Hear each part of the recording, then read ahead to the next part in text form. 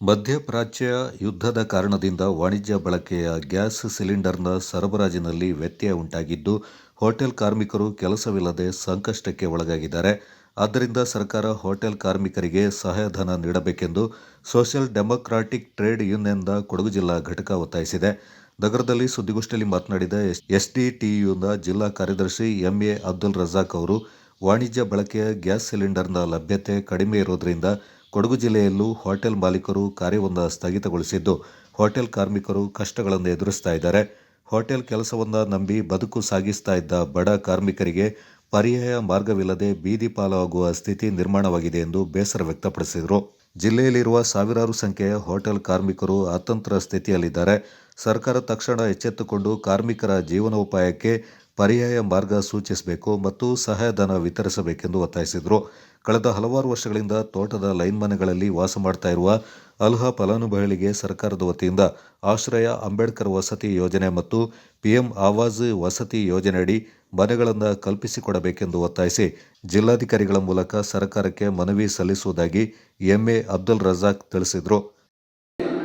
ಮಧ್ಯಪ್ರಾಚ್ಯ ಯುದ್ಧದ ಕಾರಣದಿಂದ ವಾಣಿಜ್ಯ ಬಳಕೆಯ ಗ್ಯಾಸ್ ಸಿಲಿಂಡರ್ನ ಸರಬರಾಜು ಕುಂಠಿತಗೊಂಡಿದ್ದು, ಹೋಟೆಲ್ ಮಾಲೀಕರು ತಮ್ಮ ಕಾರ್ಯಚಟುವಟಿಕೆಯನ್ನು ಸ್ಥಗಿತಗೊಳಿಸುತ್ತಿದ್ದು, ಇದರಿಂದ ಹೋಟೆಲ್ಗಳಲ್ಲಿ ಕೆಲಸಗಳನ್ನು ನಿರ್ವಹಿಸಿಕೊಂಡು ತಮ್ಮ ಜೀವನ ಸಾಗಿಸುತ್ತಿರುವ ಅಸಂಖ್ಯಾತ ಬಡ ಕಾರ್ಮಿಕರು ಬೀದಿ ಪಾಲಾಗಿದ್ದು, ಇವರ ಜೀವನೋಪಾಯಕ್ಕೆ ಸರ್ಕಾರದಿಂದ ಪರ್ಯಾಯ ವ್ಯವಸ್ಥೆ ಕಲ್ಪಿಸಿ ಹೋಟೆಲ್ಗಳಲ್ಲಿ ದುಡಿಯುವ ಬಡ ಕಾರ್ಮಿಕರಿಗೆ ಸರ್ಕಾರದಿಂದ ಸಹಾಯಧನ ವ್ಯವಸ್ಥೆ ಕಲ್ಪಿಸಿಕೊಡಬೇಕಾಗಿ ಮಾನ್ಯ ಜಿಲ್ಲಾಧಿಕಾರಿಗಳು ಹಾಗೂ ಕೊಡಗು ಜಿಲ್ಲಾ ಸಂಸದರು ಹಾಗೂ ಶಾಸಕರಲ್ಲಿ ಕೊಡಗು ಜಿಲ್ಲಾ ಎಸ್ಡಿಟಿ ವತಿಯಿಂದ ಆಗ್ರಹಿಸ್ತಾ ಇದ್ದೇವೆ. ಅದೇ ರೀತಿ ಕೊಡಗಿನಲ್ಲಿ ಹಲವಾರು ವರ್ಷಗಳಿಂದ ತೋಟದ ಲೈನ್ ಮನೆಗಳಲ್ಲಿ ವಾಸಿಸುತ್ತಿರುವ ಬಡ ಕಾರ್ಮಿಕರು ಇವತ್ತಿನವರೆಗೂ ಸರ್ಕಾರದ ವತಿಯಿಂದ ನಿವೇಶನವಾಗಲಿ ಹಕ್ಕುಪತ್ರವಾಗಲಿ ನೀಡಿರುವುದಿಲ್ಲ.